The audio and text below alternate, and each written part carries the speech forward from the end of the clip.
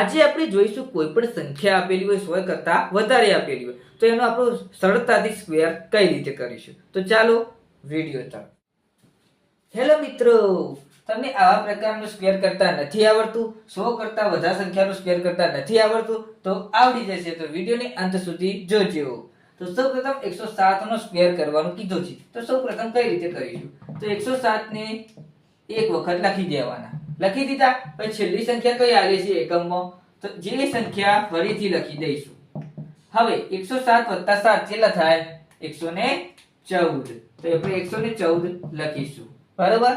હવે આ 7 આલ્યા હતા એનો સ્ક્વેર કરીશું. 7 7 49. તો આ એનો આન્સર. તો આ કોમેન્ટમાં જણાવો કે કેટલો આવે.